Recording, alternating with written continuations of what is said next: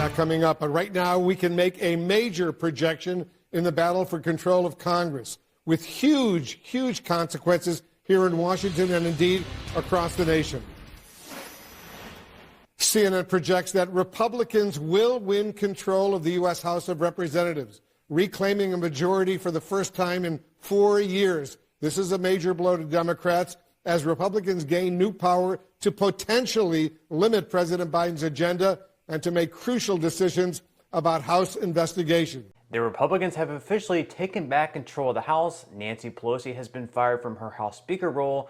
Mitch McConnell faces a challenger for Minority Leader in the Senate, and lawmakers are eager to reform Social Security, potentially paving the way for some pretty big increases in the future. So, hello everyone, and welcome back to your daily government and financial news update.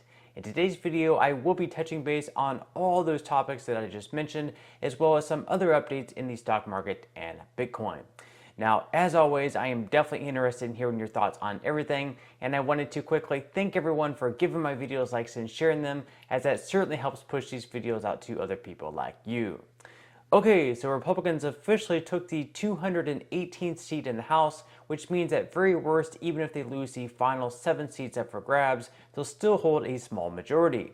Now, they are currently in the lead for the 7 races still counting up votes, so it's possible they end up with 222 seats in total, which would give them a 9-seat lead in the House. Although that would be smaller than what they had hoped for prior to November 8th, they'll still be able to stymie President Joe Biden's agenda for the next 2 years, and hopefully be able to work together with Democrats to get some good things done on a bipartisan level. At the same time, House Speaker Nancy Pelosi will no longer have that title next to her name in January, and she's going to address her future plans at some point today on how she's going to proceed from here. Currently, there is some speculation on whether or not she'll continue on as the leader of her party, with some people believing that she'll step aside for a new generation of leadership. Over in the Senate, some Republicans have hoped to overthrow Mitch McConnell out of his role as Minority Leader as well, with Rick Scott stepping up to the plate as a challenger. In a disappointing turn of events for those who hope to see some change, McConnell won in a vote that really wasn't even close, beating Rick Scott by a vote of 37-10. Many Republicans believe that it was time for a change after failing to retake the majority back in the Senate and actually possibly losing a seat if Herschel Walker does not win his runoff election next month. But in the end, McConnell proved to have the overwhelming support, at least among his Republican colleagues. So over the next 2 years, it looks like we are going to have a split Congress, with Republicans controlling the House and Democrats having a razor-thin majority in the Senate. And then if it's 50-50, of course, we'll have Kamala Harris as the tiebreaker. Now, as I said, this is going to most definitely keep Joe Biden from getting the rest of his agenda through, because Republicans are not going to pass anything that he wants through. But also, at the same time, the two sides have a good opportunity to pass bipartisan pieces of legislation. For example, just before the elections, Democratic Senator Joe Manchin said he would like to work with other Republicans on shoring up the fiscal solvency of programs like Social Security and Medicare, while at the same time tackling our nation's debt. So these are two issues that maybe both the sides can work together on and come up with some type of solution. We'll just have to wait and see.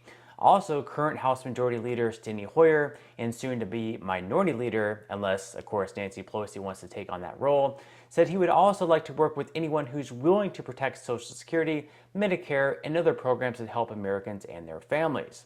With roughly 12 to 13 years before Social Security becomes insolvent, making it so only around 80% of the usual benefits can continue to be paid out, the two sides do have a pretty good opportunity to make something happen.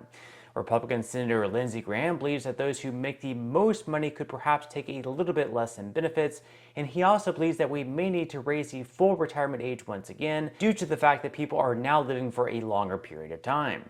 He also makes a point that as time goes on, fewer people are having kids, or at least having less kids, and so we're having less people pay into the system when compared to the people actually receiving the benefits.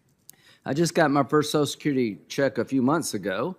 I was eligible 66, I think, in 2 months. In my case, when I was 21 and 22, my mom and dad died within about 15 months of each other. I had a 13-year-old sister. We moved in with an aunt and uncle who worked in textile plants in South Carolina. Probably never made over $30,000 in her life. The survivor benefit portion of Social Security for my sister until she got 18 really helped us get by. Now I am 66, soon will be 67. I have a good salary. I have a military retirement. I have a congressional pension plan. If you ask me to take a little less to save Social Security for people who need it more than I do, count me in. And it's going to take that kind of commitment from all of us. The wealthier people are going to have to take a little less in benefits. Younger people are living longer, so we're going to have to adjust the age probably once again. But here's the fact. In 1955, when I was born, there were 8.6 workers for every retiree. In 1990, there was 3.4. In 2022, there's 2.8. By 2050, there's 2.2. Senator Romney's done everything he can personally to save Social Security. If you ever go to a Romney family reunion, you'll see a lot of people going to pay into Social Security. I have let you down. I'm not married with no kids. It's people like me screwing this thing up. So the bottom line here is that we have fewer people working for the number of people retired, and if that doesn't create a problem, then I think you're missing the point. 2.2 people by the middle of the century are not going to generate the amount of money necessary to keep the fund solvent if we don't make some changes.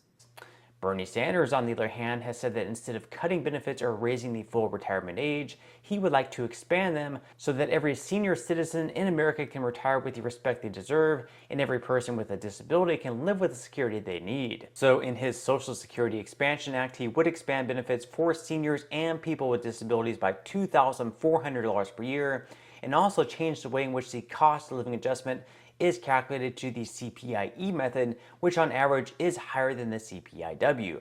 He would do this by raising taxes on Americans who earn over $250,000 per year, forcing them to pay Social Security payroll tax on income, capital gains, and dividends as well. Now again, we do have a split Congress, so this plan by Sanders in its entirety at least really has no chance of passing both chambers. However, bits and pieces of it most definitely could. For example, both Republicans and Democrats have made the case that the way COLAs are calculated should be changed over to the Consumer Price Index for the elderly, which the Senior Citizens League says regularly puts the spending inflation at 0.2 of a percentage point higher than the rate at which CPIW does. As they also point out, over a 30-year period, this would amount to $14,000 more in yearly benefits. Now, back in 2017, the CPIE Act was introduced in the House, but it never ended up actually getting voted on. That is one bill that could perhaps be renewed at some point in time, given its current bipartisan support. And although Republican lawmakers may not be on board with an increase as large as $2,400 per year, perhaps they could agree to a smaller number, such as maybe half of that at $1,200, specifically if it goes to those who need it the most. So it should be interesting to see how the two sides play this out, but with Joe Manchin signaling that he would like to get something done with the Republicans, I do feel there is a strong chance of them passing something.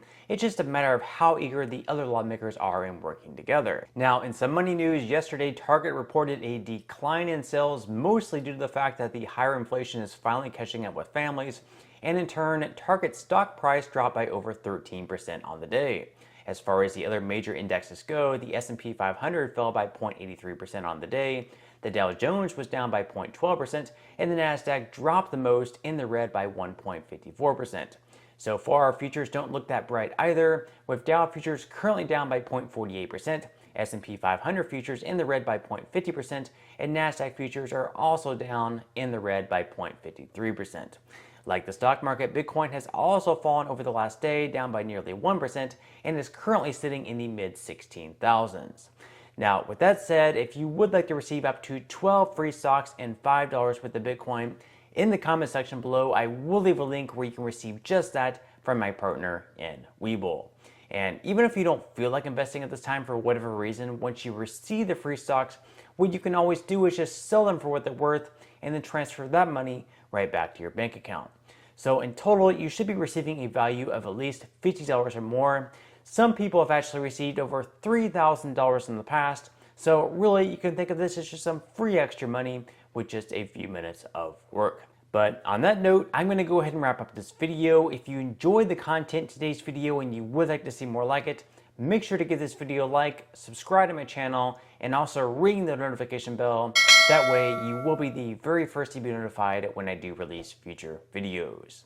And until next time, I hope you have a wonderful day ahead, and I'll see you in the next video.